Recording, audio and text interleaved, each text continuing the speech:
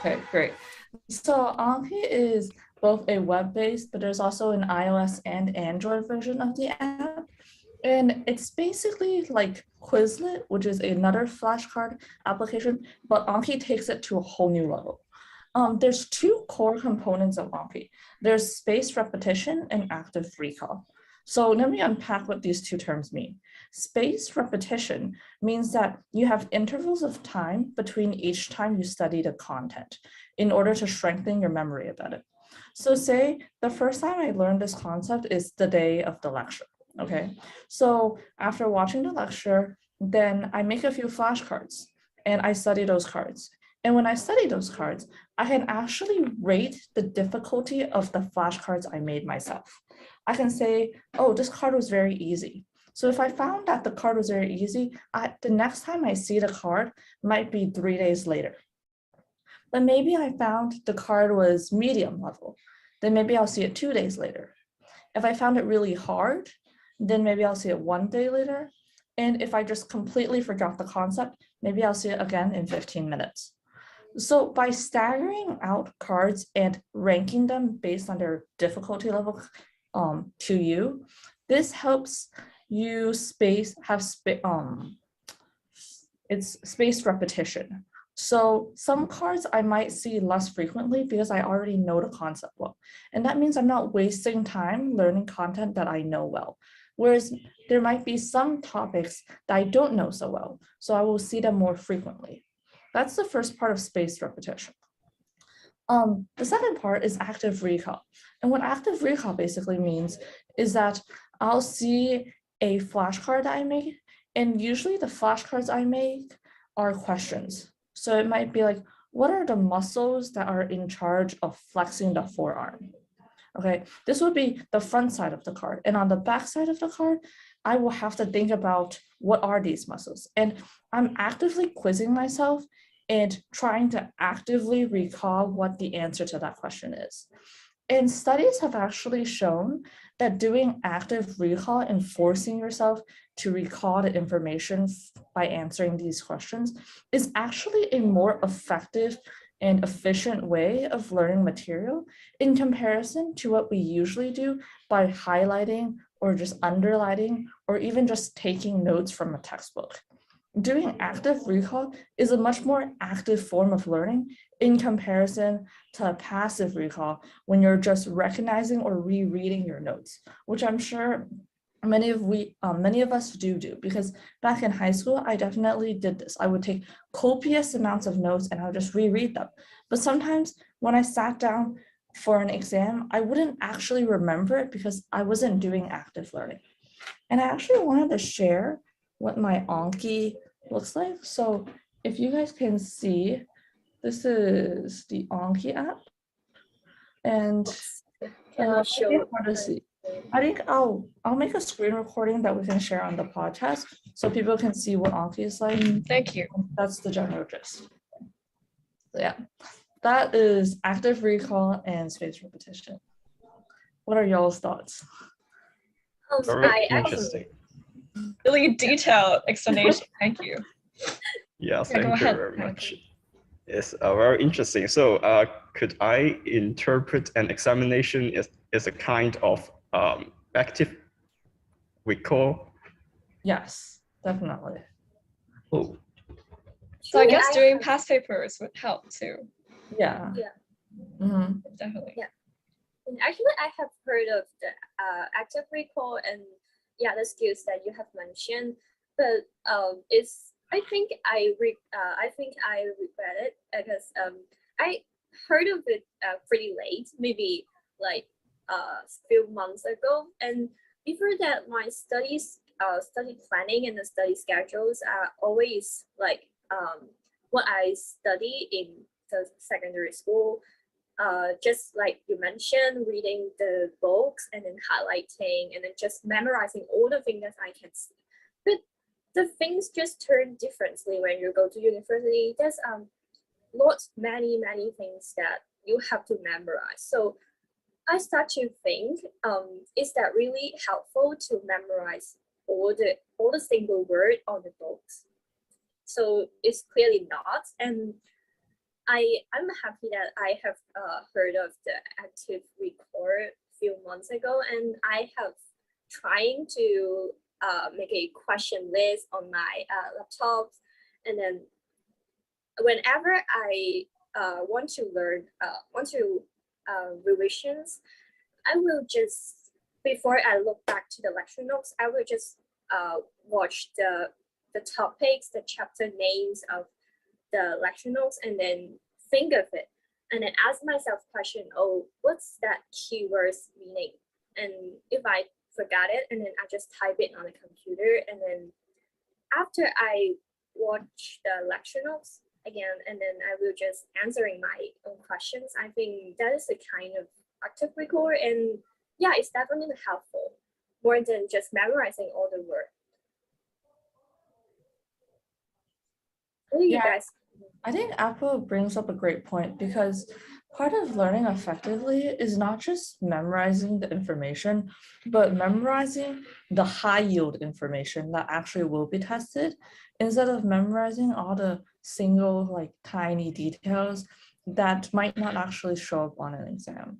Which is why like Kat brought up was doing past papers, because I also agree that by doing past papers, I have a better idea of what topics I should be focusing on, instead of just mindlessly just memorizing everything that's written on the lecture slides.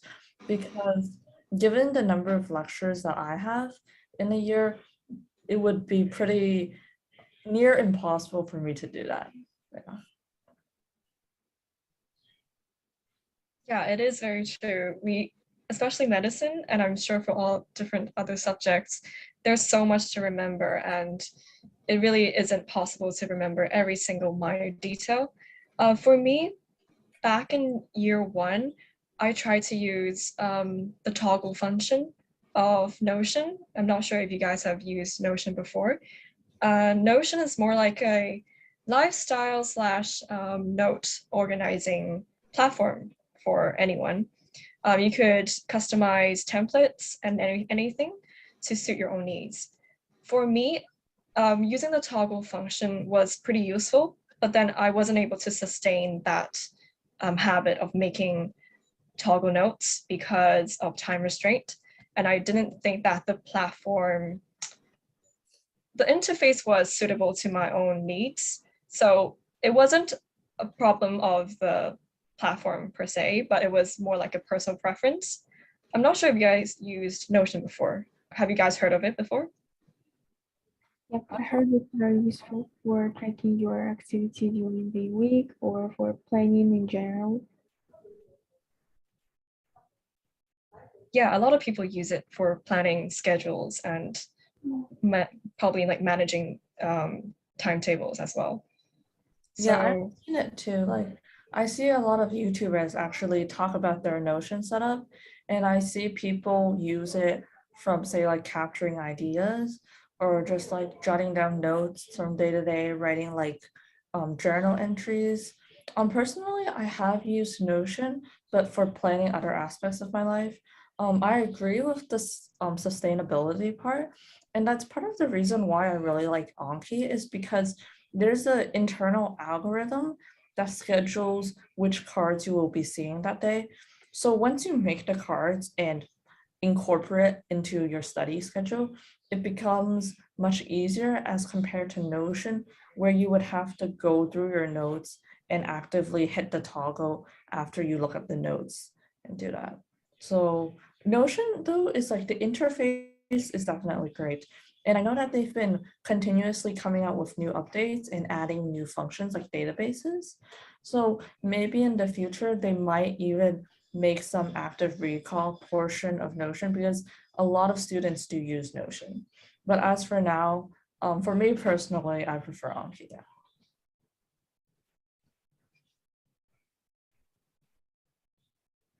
I think nowadays very different from before, because we have many online apps for us to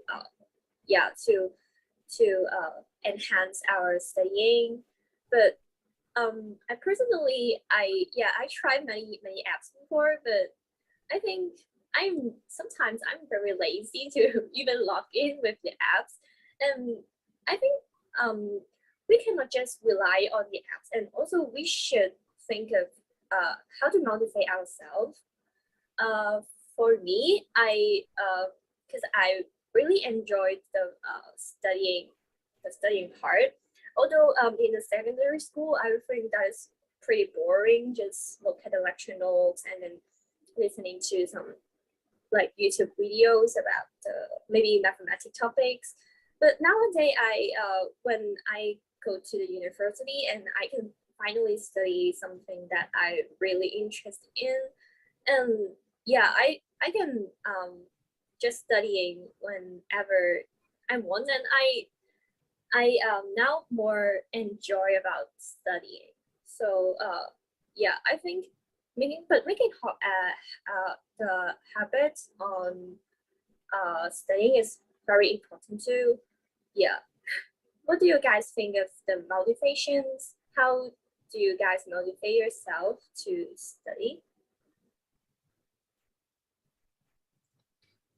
Oh, I actually think that motivation depends very much on your personality type. And also so what I mean is like for different people, there are absolutely different ways to stay motivated. Like as you talked before about the apps, for some people, apps are a very good choice, but some people still prefer to write down all their schedule just on the paper, and it works better for them because, for example, personally, I like to cross it out and see that I have done this point. Yeah, and I also think that like there are actually different ways uh, we can work on our procrastination and on improving motivation, because actually there are three types of motivation and self-discipline, which are active, reactive, and proactive. So, so it's like I think it's important to know a bit more about motivation from point of view of psychology, because if we understand this, we will be able to solve the problem better. And so I mentioned there are active, reactive, and proactive types. And when it comes to studies, we should focus on active and proactive self-discipline. So let me explain in a bit more what it means. Active self-discipline is like you focus on the present moment, like you turn off your cell phone and turn off your notifications and just study. So if you can easily do this, then everything is okay with this part of motivation. But if you cannot concentrate, then you should work on this. And about proactive self-discipline type, it is like you should plan in advance what you are going to do, which is mostly connected to deadlines. I know some people leave everything till the end and then they don't sleep at night and complete their assignments.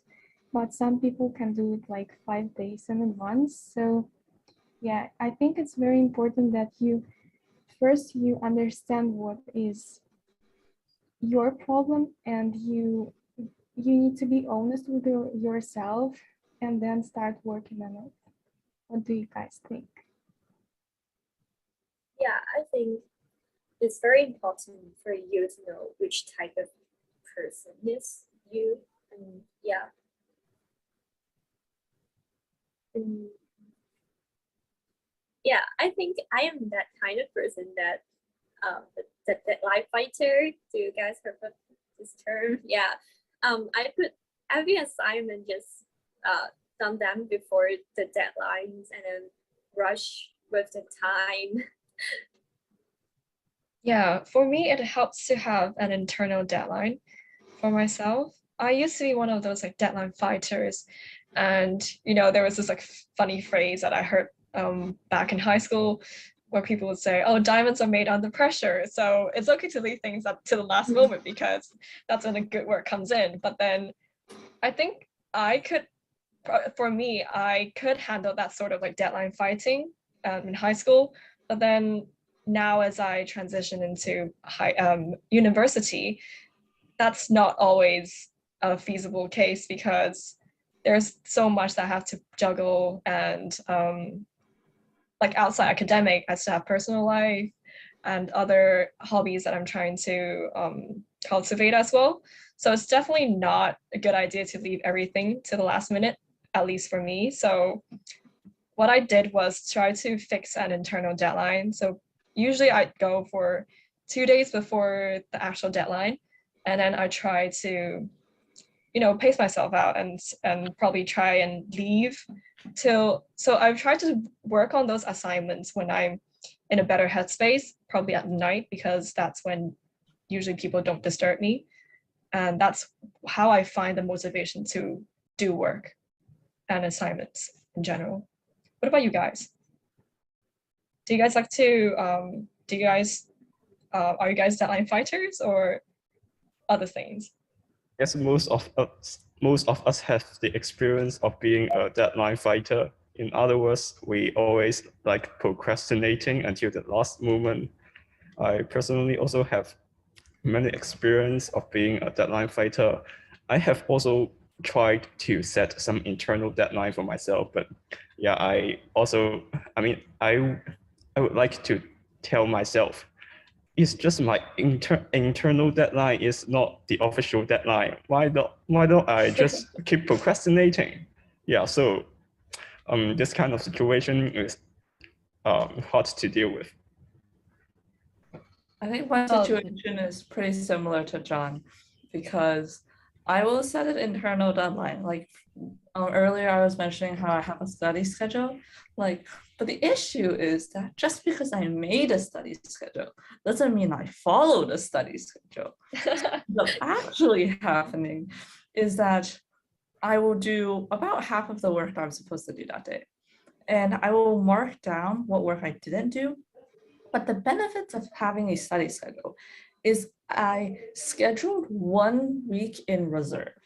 As in, I am supposed to finish reviewing everything 1 week in advance to my final exam. So the 1 week I have between when I'm supposed to finish reviewing everything, which is I think like around the 26th of this month, I will still have around a week's worth of time to finish everything that I didn't complete. So for example, today, I didn't finish reviewing the GI section, but I did do some past paper questions. So I think like doing it, I still procrastinate. The one non-negotiable thing for me is Anki. Like I must finish my Anki reviews before I sleep. And I will make myself like sleep late if I have to finish my Anki reviews. So that's like the non-negotiable part. And I think one thing that I found to be very helpful is actually having these non-negotiables in your day-to-day life, especially during exam season, because sometimes we're just so overwhelmed by everything that we have to do that we forget that we still need to like live, breathe, and eat. And like for me, my non-negotiable for studying is finishing my Anki reviews. But outside of that, like I say one of my non-negotiables is exercising every day for an hour. So whether that be doing a workout at home or just walking outside, that's something that I make myself do. And it's a nice break from studying. So it helps me semi-maintain a work-life balance. Yeah. Yeah, work-life balance is a very important topic, and we will talk about it in the next video.